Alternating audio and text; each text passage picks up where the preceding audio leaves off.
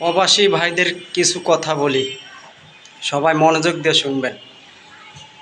যারা প্রবাসে থাকেন, এত কষ্ট কইরা কাজ বাজ কইরা কষ্ট করে টাকা পয়সা দেশে পাঠান পরিবারদের জন্য, তো খুব সাবধানে পাঠাবেন।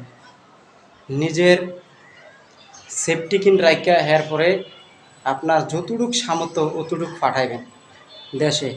কেননা ভাই, আপনি সারাটা দিন পরিশ্রম করেন, পরিশ্রমের মাধ্যমে আপনি দেশে আপনার আত্মীয় স্বজন বা মা বাপের জন্য, ভাই বেরাদের জন্য টাকা পাঠান। তারা একটু খোঁজ খবর লিয়ে দেখেন প্রবাসী ভাইরা টাকাটা কোন পথে ভাঙে, হালাল পথে ভাঙে না বেহালাল পথে ভাঙে, একটু খোঁজ খবর লিয়ে দেখেন। আপনারা প্রচুর কষ্ট করে বিদেশ থেকে টাকা পাঠাইতেছেন, এরপরে দেখেন আপনার পরিবার, আপনার ওয়াইফ আপনার ওয়াইফ আপনি অনেক বছর থুয়ে গেছেন, তার নামে অ্যাকাউন্ট, তার অ্যাকাউন্টে আপনারা টাকা পাঠাইতেছেন, দেখেন অন্য ছেলের সাথে তার রিলেশন আছে। আমি দেখছি 100-র ভিতরে 90% এই বিদেশি পার্টি মানে প্রবাসী ভাইদের বউরা অন্যজনের সাথে সম্পর্ক করে, অন্য পুরুষদের সাথে সম্পর্ক থাকে। এটা 100-তে 100 কথাটা আমি বলছি ভাই, আপনারা মাইন্ড করবেন না। আর যারা বিদেশ যাওয়ার আগে বোন নামে অ্যাকাউন্ট করে থুয়ে যান, এটা সম্পূর্ণ ভুল।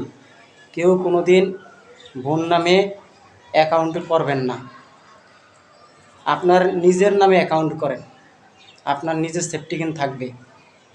দেখা গেছে কি আপনি সব টাকা পয়সা প্রতি মাসেরটা মাসে দেশে পাঠিয়ে দিলেন, হ্যাঁ, দেশে পাঠিয়ে দিলেন, এরপরে বছর শেষে আপনার কিছু থাকলো না। আপনি যখন বাড়িতে আসবেন তখন খালি হাত, শূন্য হাত। আর বেশিরভাগ বাপমার নামে টাকা পয়সা কম দিবেন, নিজের অ্যাকাউন্টে কিছু রাখবেন ভবিষ্যতের জন্য। আপনার বাপমা দেখবেন আপনার ভাই বেড়াদের জন্য টাকা পয়সা সব জায়গা দিয়ে দেয়। বোনের বাড়ি, বোন বিয়ে দিছে, বোনের জামাই দামি গাড়ি, দামি শার্ট, দামি জুতা পরে, আপনার টাকা দেয়, এই প্রবাসী ভাইদের টাকা দেয়া।